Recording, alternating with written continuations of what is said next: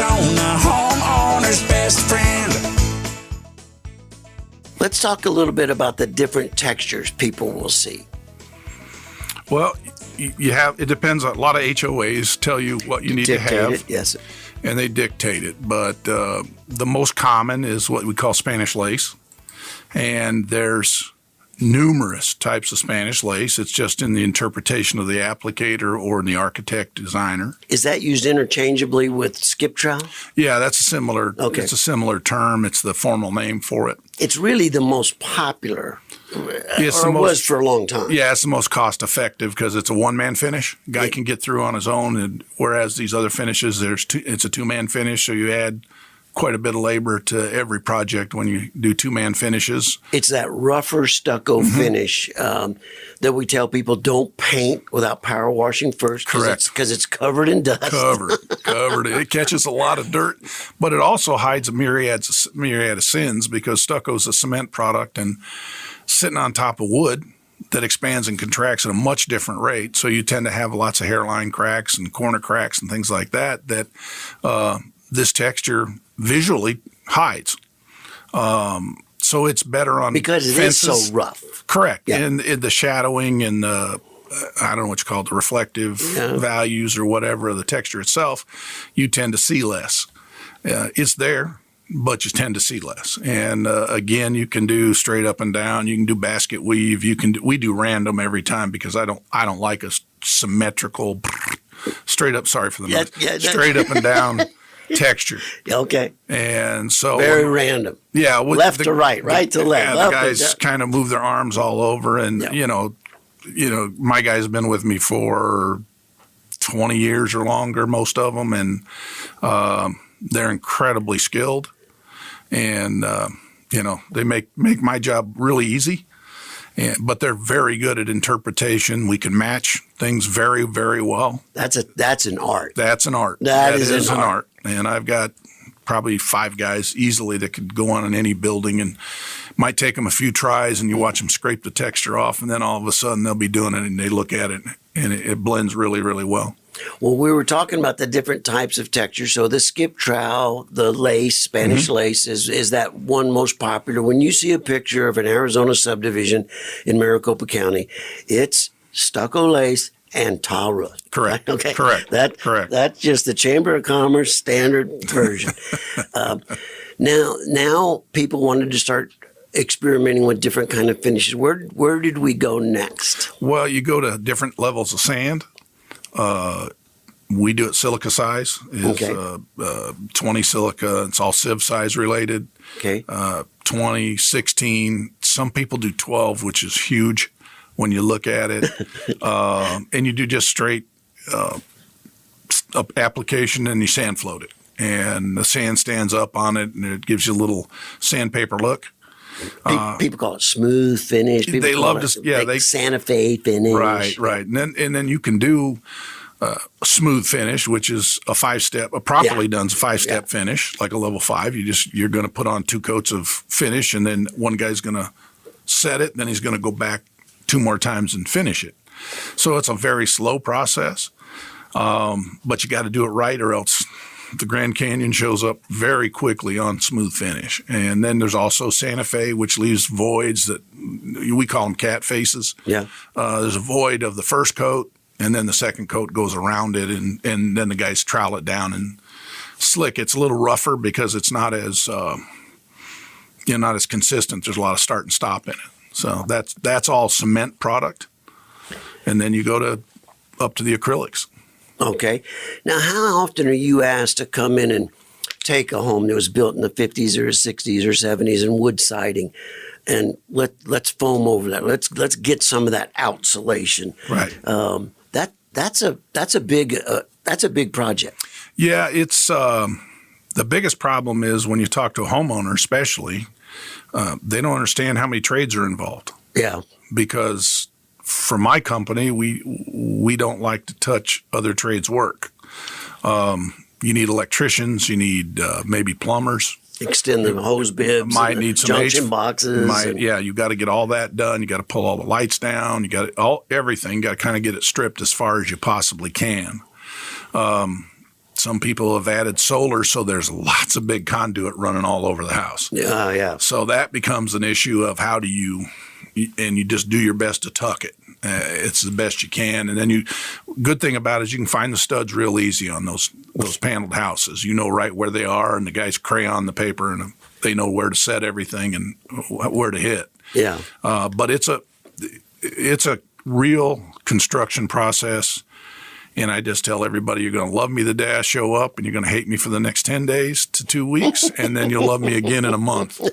So the process just depends on. Just be ready for a love-hate relationship. Yeah, oh boy. Oh boy, yeah. If you can expect it, it makes it easier, right? Exactly. And you can live in the house while we're working on it, and we're very cognizant of your needs and your access ability with your garages and your doors and your back gates. And, if you have pets and things like that, we have that conversation more than once to make sure we're all on the same page about, when your cars should be out of the garage, and how soon they can get back in, that kind of thing.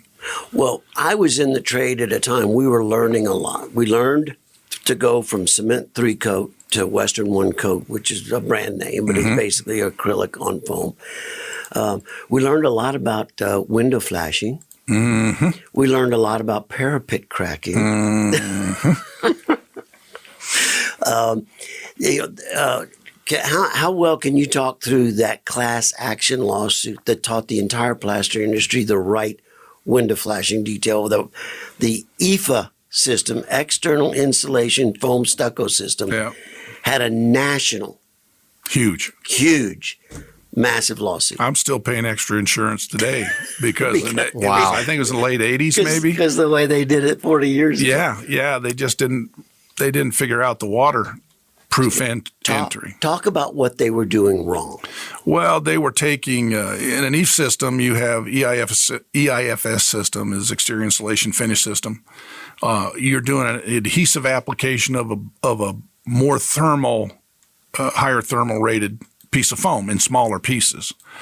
What these guys didn't do is they didn't think about the substrate. We need to waterproof that substrate so that, because there's no tracking really on it, you do it with a trowel, you get a notch trowel and you groove it to create water pathways to go down the wall. But you guys didn't waterproof. And they were in real high humidity areas, Florida, Virginia, Mississippi, all those areas, and it caused the water to go in the house and stay in the house and rot and mold, and it was gigantic. It was gigantic. It was huge. And a lot of people challenge me sometimes. I'll tell them, listen, you've got to paint your stucco house at least every 7 or 8 or 9 years. I know Arizona Paint Company has a kind of a patented system where they can guarantee it for 10 years. But stucco is not waterproof. No, it's thirsty. It's a sponge. It's a sponge. It's like, you just think about your driveway. It's probably 50% harder today than it was the day they poured it. And it took all this time of hydration, dehydration for that to cure, and it cures every day because the water enters the cement. Stucco is a cement product. It loves water. And it loves to crack. And it just loves to crack because of the differential in the movement. Yeah. It's as simple as that. When you think about it, originally stucco came about in adobe homes and missions and churches. And they wanted to keep that adobe from imploding and melting. So they covered it with probably a lime and cement and sand and maybe some agave juice or something. That's right. To bond it. And then they would spread it over the top of it in a couple of coats, and it would keep the adobe safe. So that's how it started. But that adobe doesn't move like wood does. Wood tends to expand and contract, and a bad framing job, butt joint sheeting. There's a lot of issues that, since I do repair and restoration work, I see a lot of things that should have been done that didn't get done, just to try to provide the highest percentage possibility of success and no problems down the road. And some guys just didn't do it. They didn't know about it probably, or not care. That's the other. Doug, when people challenge me, I'm at their homes and they're challenging me, and I'm mentioning to them, I'll just take my little handkerchief, I'll just kind of wipe their stucco wall, and the paint chalk will come off, and I'm telling them, look, you really need to think about painting. Yep. It's not waterproof. Yep. Oh, Rosie, you're crazy. Then I always carry a little mirror in my back pocket, and I say, come down here by the bottom, by the stem wall here. You see that metal bead that's running along the bottom of your stucco? Why do you think they have holes? Because water goes in and that's where it gets out. Yeah, that's exactly right. I do the same thing, and we mentioned parapets earlier. I do an incredible amount of linear footage of parapet repairs every year. Oh. And when I come down off the roof, and I'm a big dude and climb up down the roof, that it's kind of people draw a crowd to watch. But by the time I get down and I stand, I just put my hands out. You can see the dead paint all over my jeans, my boots, my shirt, my hands, just because it hasn't been painted in a regular schedule. And so I agree with you. 7's a long time for me. I think more like 5 to 7 is tons, but some people do have processes that they say will last 10. Some people say lifetime, but whose lifetime? Well, right? yeah, and then what are you paying for that? Exactly. I mean, exactly. That's the experience I've got is that paint that's touted to last that long. It's when you compare it on a pure financial analysis. Well, I can repaint my house with 100% good acrylic several times before I have to go there. Yeah, and that's the key. Always use. Again, we're not a budget or minded company. We have your budget in mind if you give us one, but when I show up, I just tell you what I need to do to fix it. And part of that is don't put a cheap paint on it. Amen. Make sure you heavy prime it and then put 2 good coats of paint on it. And in some cases, back roll it, some cases you don't. Yeah. But protect the stucco best you can, and so that it's a primary weather barrier, keeps water out as much as it can. And so water doesn't enter. Water usually enters at terminations, windows, vent screens, doors, that kind of thing. It doesn't necessarily enter in the middle of the wall. Unless we've got a shrinkage crack. Unless you got a big crack going across, the water goes in, right? Or right along that top edge of the parapet. Yeah, It's notorious for that. It is. How are we now treating parapets? We do a couple of little extra things. So that things. you don't have that problem. Well, what we try to do is when you put your lath on, you put I put the paper on first, and then we put a peel and stick application over it. Then I put another piece of foam on top that softens the edges so that the wood isn't rubbing against the metal lath or creating that square corner. Okay. And then we put metal lath over, which is a diamond punched different gauges of metal. You wrap it over, and then my company, we will continue and wrap over with the regular wire you're putting on the wall as well. So you have a real thick lath application. So you've got expanded lath wrapping the top of your parapets, and then your chicken wire, your inch 20 wire, yes, sir, is running over the top of it. Yes, sir. And it tends to give us it's a little heavier because you got to fill up a little more, but you have the same wire pattern that you're actually using for the brown coat to get created. And that just makes it a little stronger on the corners. Okay. But you're right. You get up on pretty much any house in Arizona and you'll see a hairline crack going along that edge. And it's just it's a movement issue, expansion, contraction right at that corner where all the pressure is. And it'll crack through. And then when we come along, we just did one in Desert Mountain yesterday that we took it off, relathed it, let it sit, watered it, and then we put a acrylic cement product over it with an embedded mesh, fiberglass mesh, and then we put a new finish on it. So we've put the lath back in, the wire back in, and then we added a mesh just to try to stabilize it.